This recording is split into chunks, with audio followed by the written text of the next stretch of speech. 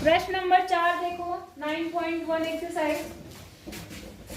एक चतुर्भुज आकार के खेत का विकर्ण 24 मीटर है और शेष सम्मुख भुजाओं से इस विकर्ण पर खींचे गए लंब 8 मीटर एवं 13 मीटर है। खेत का आपको क्षेत्रफल निकालना है। देखो जरा, ऐसा है, यहाँ पर एक ऐसा है, आपके चित्र में बना हुआ है आपके पास में, ऐसा कुछ खेत है आपके पास जी, ऐसे में दिख रहा है आपको जी। यहाँ पर कितना है इसका विकर्ण, विकर्ण कितना है यहाँ पर, ये बोलो 24 मीटर। 24 मीटर है, बात समझ आ गई आपको। और यहाँ से एक लंब खींचा गया है, एक लंब यहाँ से घेरा गया, इसे कितना है 13 मीटर और ये कितना है 8 मीटर। समझ गए। आपको इस खेत का क्या निकालना है, क्षेत्रफल। क्या निकालना है, क्षेत्रफल। बहुत आसान है ये सवाल। इसमें देखो इन्होंने खेत को 2 भागों में बांट दिया। 2 भागों में बांटा है जी। 2 भाग कौन कौन से, एक भाग आपका ये ऊपर वाला और एक भाग कौन सा, नीचे वाला। तो एक ये जो नीचे वाला भाग है ये भी त्रिभुज के आकार का है और ऊपर वाला भाग भी किसके आकार का है, त्रिभुज। तो त्रिभुज का क्षेत्रफल का क्या फॉर्मूला लिखाया था मैंने, त्रिभुज के क्षेत्रफल का फॉर्मूला क्या लिखाया था, 1/2 गुणा आधार गुणा ऊंचाई।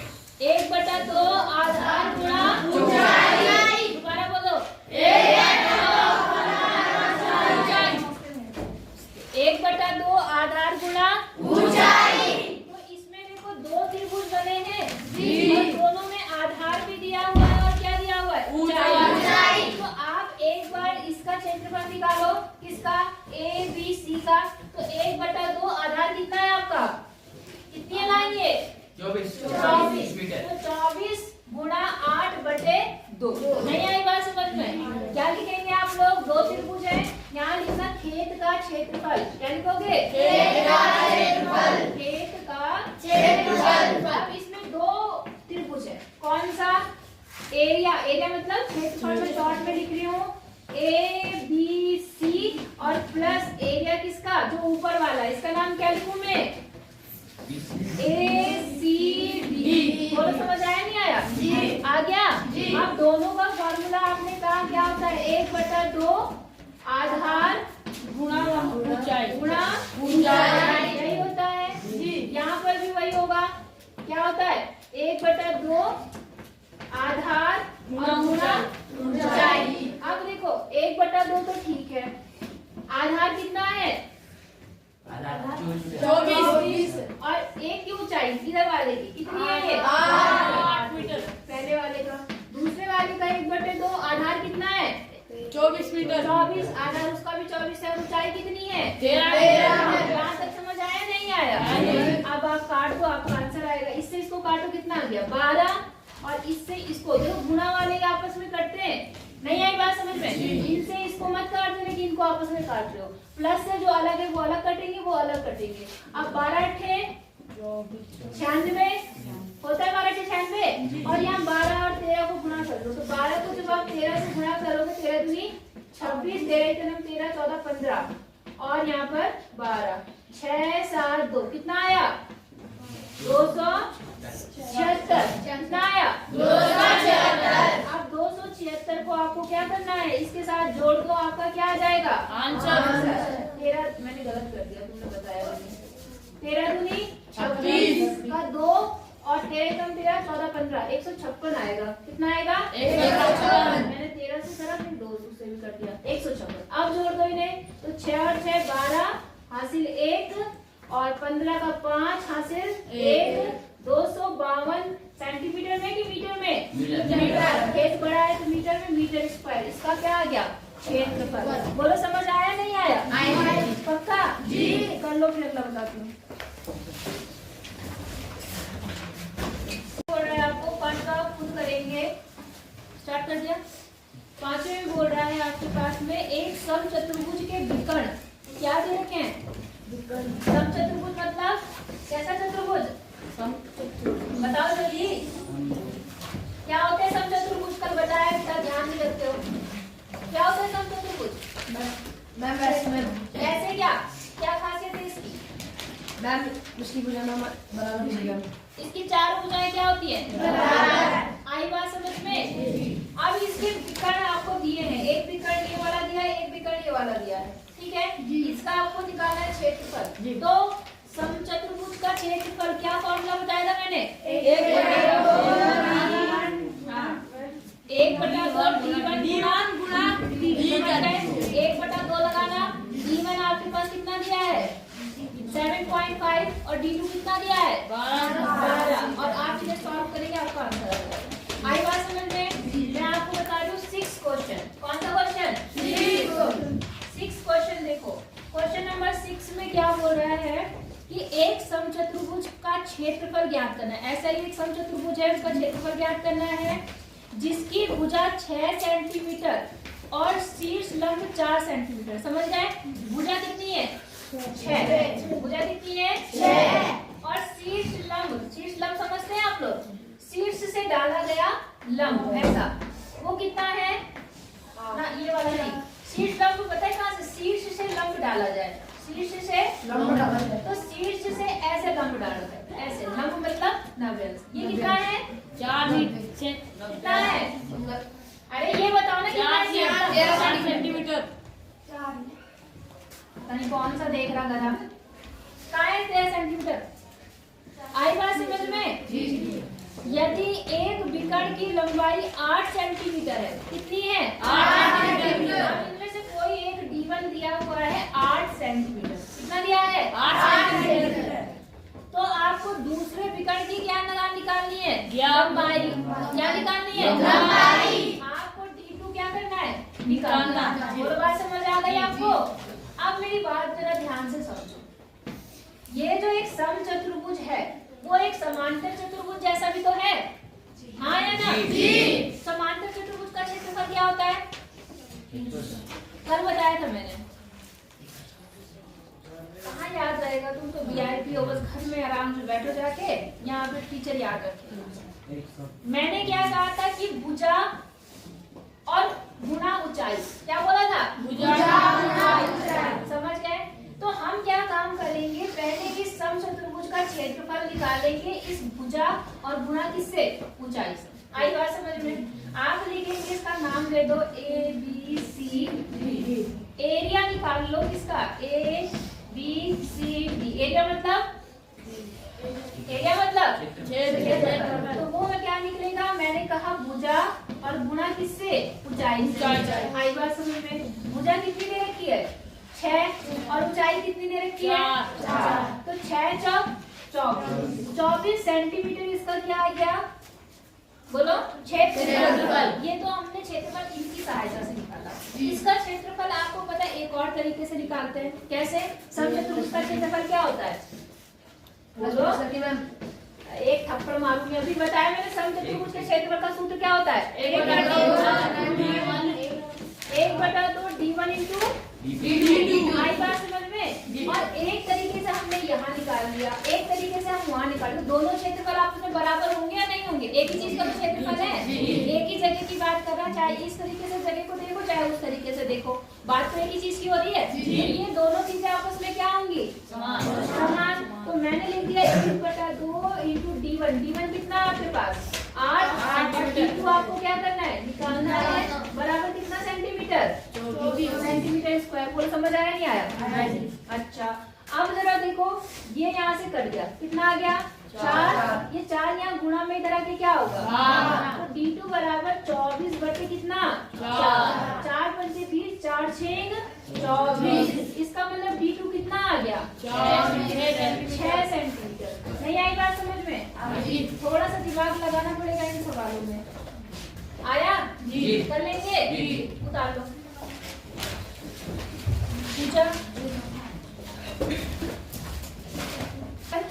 प्रश्न 7 है। किसी भवन के फर्श में समचतुर्भुज के आकार की 300 टाइलें हैं। कितनी टाइलें हैं? 300। एक कमरा है, उसमें जो टाइल लगी हुई है वो कैसे आकार की है? समचतुर्भुज के आकार की। समझ गए? मतलब ऐसी टाइलें हैं, ऐसी मतलब कमरा है ये, और इसमें जो टाइलें लगी हैं वो समचतुर्भुज के आकार की है, मतलब कुछ ऐसी ऐसी सी लगी हुई है। समझ आ रही बात आपको? ऐसी तिरछी तिरछी सी। समझ रहे नहीं समझ रहे? तो ऐसी टाइलें लगी होंगी उसमें। मैं एक छोटा सा ऐसे बना देती हूँ, समझ लो, थोड़ा सा समझ लो। मैंने ऐसे समझ लो ऐसी टाइलें लगी उसमें, कोई दिक्कत नहीं। और कितनी टाइलें लगे टोटल? 3000। कितनी टाइलें लगी है? 3000 टाइलें लगी हैं, ठीक है। अच्छा, इनमें से जो प्रत्येक का विकर्ण है, अगर एक टाइल हम लोग ले लें तो ऐसी टाइल होगी, इसका विकर्ण कितना दिया हुआ है? 45 सेंटीमीटर। 45 सेंटीमीटर। और दूसरा कितना दिया है? 30 सेंटीमीटर। 30 सेंटीमीटर। बोलो समझ आई बात? आपको ये बताना है कि 4 रुपए प्रति वर्ग मीटर की दर से इस फर्श पर पॉलिश कराने का व्यय, समझ रहे हैं आप लोग? उसके फर्श पर क्या कराना है? पॉलिश कराना है। तो इसका मतलब उन 4000 टाइल पे तो पॉलिश होना है। 3000 टाइल्स में तो पॉलिश होना है। आई बात समझ में? तो आपने जो टाइल्स लगाएंगे, पहले आपको ये पता होना चाहिए जो क्षेत्रफल बना उस टाइल्स का, जितनी जगह पे वो लगी है, उसका क्षेत्रफल कितना है। बात समझ आ रही है आपको या नहीं आ रही है? आ रही है जी। उसके बाद 1 मीटर स्क्वायर में जो पॉलिश करने का व्यय है वो कितने रुपए? 4 रुपए। फिर जितना मीटर स्क्वायर आपका आया है उससे 4 को गुणा कर देंगे, आपका क्या आ जाएगा? कितने रुपए पॉलिश में लगे। आई बात समझ में? तो पहले हम निकालेंगे एक टाइल का क्षेत्रफल। क्या निकालेंगे? एक टाइल का क्षेत्रफल। टाइल का क्षेत्रफल। और एक टाइल कैसे आकार की है? सब समझो। तो क्या फॉर्मूला बनेगा? 1/2 गुणा D2।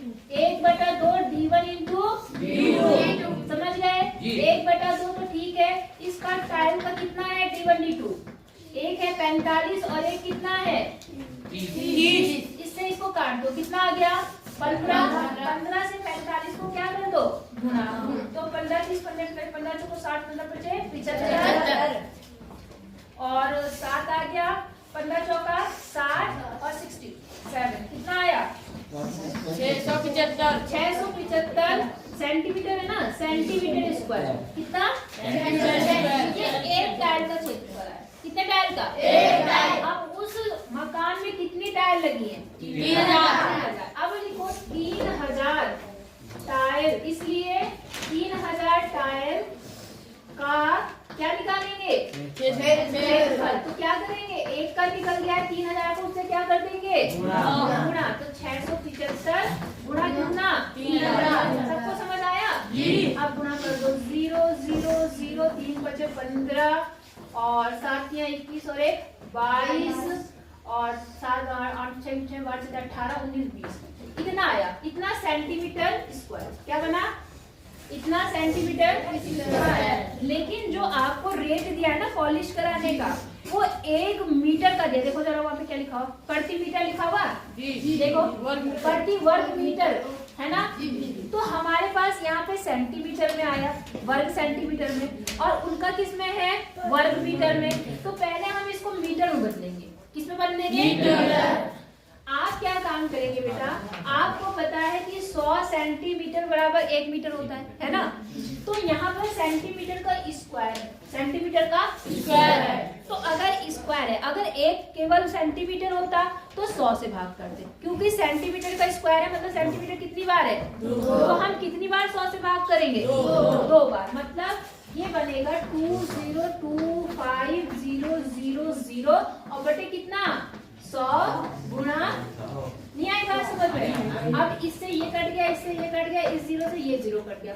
5 से काट दो। 5 दूनी 10, 5 चौक 20। अब दोनों एक साथ लेने पड़ेंगे तो 5 बचे 25। अब ये नहीं कटेगा तो भाग कर दो। भाग करोगे तो 2 दूनी 4, 2 दूनी 4, 2 पंचे 10। समझ गए? ये नहीं समझे? ये बन गया मीटर स्क्वायर। ये क्या बन गया? Metre square. आई बात समझ में? अब आप लिखेंगे चूंकि 1 मीटर स्क्वायर पर पॉलिश का व्यय, पॉलिश का व्यय मतलब खर्च है ना, कितने रुपए है? 4 रुपए। हाँ या ना? इसलिए हमारा कितना क्षेत्रफल है? 202.5 मीटर स्क्वायर पर पॉलिश का व्यय कितना बन जाएगा? यहाँ पूरा लिख देना, मेरे पास जगह नहीं है। बराबर 4 गुणा 202.5। अब गुणा कर दो 4 से।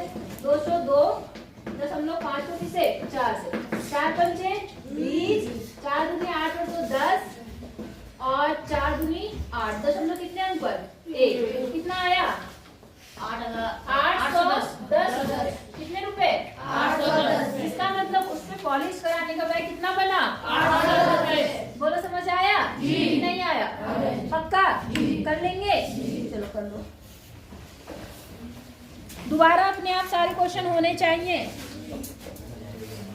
ना देखो बेटे यहाँ पे क्या बोल रहा, मोहन एक संलग्न के आकार का खेत खरीदना चाहता है। कैसा खेत खरीदना चाह रहा? संलग्न के आकार का ऐसा खेत है जो वो लेना चाह रहा है। बोलो बात समझ आ गई आपको? अच्छा अब क्या है, इस खेत की नदी के साथ वाली भुजा सड़क के साथ वाली भुजा के समांतर और लंबाई में दोगुनी है। आपको एक चित्र दिख रहा है वहाँ पर? इसके इधर बन रखी नदी, यहाँ पर क्या बन रखी है? नदी। और इधर क्या है आपको? सॉरी, इधर बन रखी है सड़क और इधर क्या है? नदी। अब इन्होंने क्या बात बोली, ध्यान से सुनना। इन्होंने कहा कि जो नदी के साथ वाली भुजा है वो सड़क के साथ वाली भुजा के समांतर है। समांतर दिख रही है आपको? और लंबाई में क्या है? दुगनी है। क्या है? दुगनी। मतलब जितनी ये है उसकी दुगनी क्या है? ये। समझ आई बात आपको कि नहीं आई? नदी नहीं, ये वाली भुजा की बात हो रही है। समझ आ गई? जी। अच्छा अब सुनो, इस खेत का क्षेत्रफल दे रखा आपको। कितना दे रखा एरिया? 10,500 मीटर 2। इतना दे रखा। 2 नहीं होता है स्क्वायर। दो समांतर भुजाओं के बीच की जो लंबवत दूरी है ये कितनी दे रखी है आपको? 100 मीटर। 100 मीटर दे रखी है। कितनी दे रखी है? 100 मीटर। कौन बातें करनी है? कितना है यहाँ पर? 100 मीटर। आपको नदी के साथ वाली भुजा की क्या निकालनी है? लंबाई। ये वाली लंबाई आपको क्या करनी है? निकालनी है। अब देखो जरा ध्यान से, मैंने इस भुजा को x मान लिया। क्या मान लिया? X। ये कितनी बनेगी? ये वाली ये x2 बनेगी। x2 बनेगी। y वो बोल रहा है भाई ये वाली भुजा इसकी क्या है? दुगनी। दुगनी। तो कितनी बनेगी?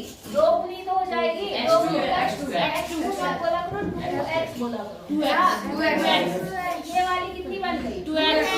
अब संलग्न का क्षेत्रफल क्या फॉर्मूला होता है? मैं समलग्न